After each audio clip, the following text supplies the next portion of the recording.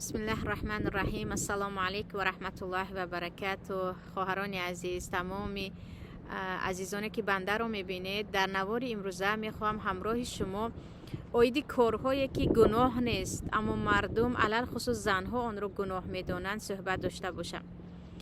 و پیش از همه این رو باید بدانیم که در شریعت از نام الله یا از نام پیامبر چیزی که گناه هست این گناه نیست گفتن، یا برعکس چیزی که گناه نیست این گناه هست گفتن، این از تهمت زدن به الله می باشد و گناه های کبیره می باشد.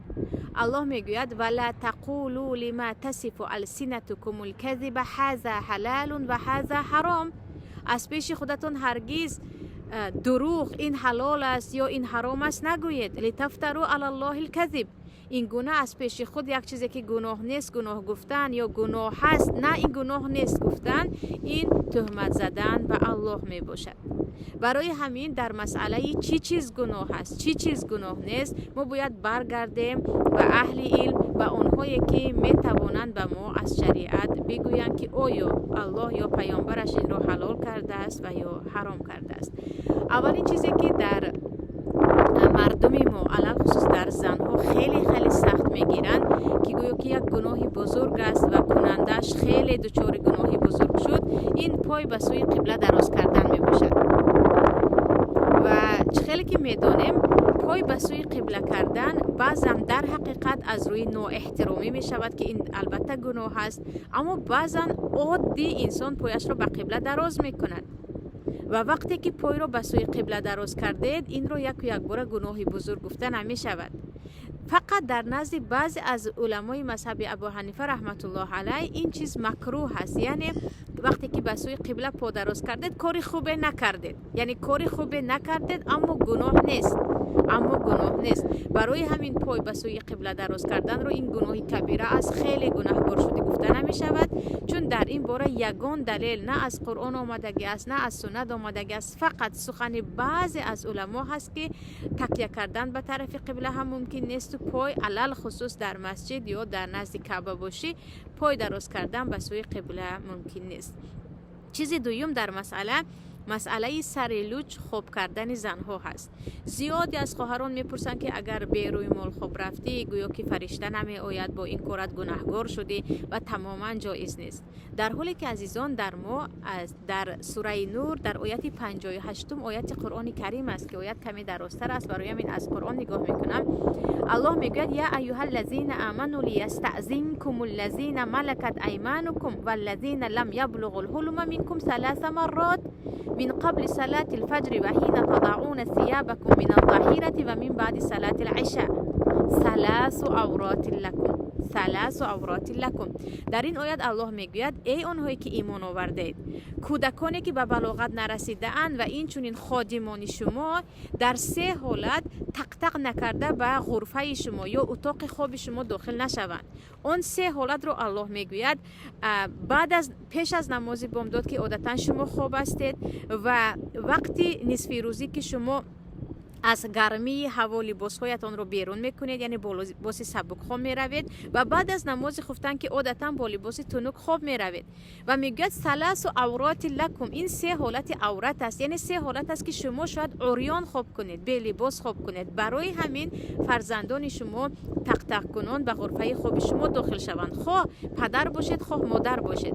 در دوام آیت الله میگوید بعد از اینکه فرزندان شما هم به بلاغت رسیدن شما هم به اتاق خواب آنها تق کنان داخل شوید. پس عزیزان حتی در آیت قرآن الله میگوید در این حالت هایی که وقتی خواب است وقتی استراحت است شاید شما تماما به لباس خواب کنید که در این وقت باید فرزندان شما بدون اجازه شما به اتاق شما داخل نشوند. از این میبرد که سرلوچ خوب کردن یا با لباس تنک خوب کردن یگان بوکی ندارد، این چیز در شریعت گناه نیست. چیز دیگر عزیزان در وقتی اذان صحبت کردن است. بسیاریا میگن وقتی در وقتی اذان صحبت کردی تو گناهگار شدی، این تماما ممکن نیست. در یگان جا در وقتی اذان صحبت کردن رو کسی گناه نمیگوید. بعضی از علما میگن مکروه است، یعنی کاری خوب نیست، بهتر است صحبت نکنید، اما این گناهی کبیره است، با این کارت خیلی گناهگار شدی. دروغ است. برای اینکه اذان فقط اعلان است که وقت نماز شد به مسجد بیایید. این یگان عبادت مخصوصی نیست که مثل خطبه جمعه وقتی اذان شنیدی کاملا خاموش باشی، یا حتی بعضی از خوردن میمونن یا بعضی ها حتی نمی جنبند، یعنی در جایشون میستن که گویا که خیلی گناه باشد، در حالی که یگان دلیل به این وجود ندارد. و چیز دیگر در بین زنها باز هم خیلی پهن شده، این شستن لطه حیض یا پرکلاتکا می باشد. به گفته روزها زیادی خواهران میگن کسی که پرکلاتکاش رو نشسته یا لطه حیض رو نشسته پرتافت، گویا که روز قیامت با اون عذاب می شود و بعضی چیزهای خرافاتی که من به دهان گفتن نمی خواهم. ببینید عزیزان، در ما حدیث در ترمذی هست و پیامبر صلی الله علیه و سلم میگن که پیامبر الله در ما چاهی بضاعه هست، چاهی هست که زنها به آنجا لطه حیضشان رو میپرتایند. اون آب تازه است یا نه؟ چون آب خیلی زیاد بود و آب زیاد نجاست رو نابود میکند، پیامبر میگویند آب زیاد نجاست نمیشود. و ببینید که در زمان پیامبر هم یگان کس لطه خونش رو نمیشست. اگر میپرتافتگی هستید گران میپرتوید، شستن حتمی است، نشستی گناهگار میشوی، تماما گپ دروغ است. برعکس هم اسرافی آب است هم اسرافی وقت میباشد. چیزی دیگر عزیزان، رنگ کردن موی است. خواهران میپرسند که رنگ کردن موی جایز است یا جایز نیست. خواهران عزیز، در ما در شریعت حتی برای مردها موی رو رنگ کردن ثواب دارد. ممکن نه حتی ثواب دارد. در ما پیامبر حدیث در بخاری مسلم است، میگویند ان الیهود و النصارى لا یصبغون فخالفوهم. یهود و نصرانی ها مویهای خود را رنگ نمی کنند، شما برعکس آنها بکنید، شما مویهایتان را رنگ بکنید. این هم برای زنها هست هم برای مردها هست. فقط یگانه رنگ سیاه در زیادی از حدیث ها آمدگی هست که جنب السواد، از رنگ سیاه دور باشد، که زیادی از علما مکروه میگویند، یعنی غیر از رنگ سیب سیاه دیگر کدام رنگ را چی زن چی مرد کرد گناهگار نمی شود. اما میدونیم که بعضی رنگ های هست که عرفاً اگر کردید خیلی بی‌زیب است. برای همین مثلا مردها مویشون رو زرد کنند خیلی بی‌زیب، یا زنک مویش رو یک رنگ کند که مثلا خیلی شکلش رو بی‌زیب نشان دهد یا به کفار مانند شود. اما عادی رنگ میکنم، رنگ سرخ میکنم، جگر رنگ میکنم یا رنگ باقلاجانی میکنم، باکی ندارد. یعنی رنگ کردن موی در شریعت اجازت میباشد. چیزی دیگر در ما لباسشویی و سرشویی و ناخنگری روزهای سه شنبه هست. زیادی ها میگویند لباسشویی بعد از عصر سه شنبه ممکن نیست، بعد از شام چهارشنبه ممکن نیست، در حالی که این کارها عادت است، یعنی عبادت نیست. و چیزی که عادت است مثل ناخنگری، موی سرگیری، لباسشویی، شستشو کردن، این به شب و روز معین یگان رابطه ندارد. شما کی خواستید لباس میشوید، کی خواستید جاروب میزنید، کی خواستید ناخن میگیرید، ناخنهای خود را یا کوتاه میکنید، کی خواستید موی سر میگیرید. این به یگان وقت ساعت دخالت نمیکند. اور در وقتی که شما به حج رفتید و در وقت احرام بستن ممکن نیست، یا مثلا کسی که قربانی میکند 10 روز به موی سرش و به ناخنهای دستش دست نمیزند که به این ثواب میگیرد. اما روز سه شنبه ممکن نیست، روز دوشنبه ممکن نیست، روز چهارشنبه ممکن نیست، جاروب نزن بعد از عصر ممکن نیست. همش خرافات است و یگان دلیل ندارد، یگان دلیل ندارد و بیهوده مردم را سرسام میکنند که این کار گویا گناه بوده است. پس دلیلش چیه؟ در ما هر چیزی که گناه است یا ثواب دارد یا جایز است، البته که این کار ثواب است این کار گناه است، گویان دلیل هست. دلیل از قرآن، از سنت، از سخن علما هست که باید ما بدونیم که پیامبر چی گفتن صلی الله علیه و سلم. وقتی یگان دلیل نیست و از پیش خود سه شنبه گناه هست و چهارشنبه گناه هست، سر نشوید، خانه جارب نزنید، میگوییم بدعت محض است، یعنی افترا یا تهمت زدن به شریعت می باشد.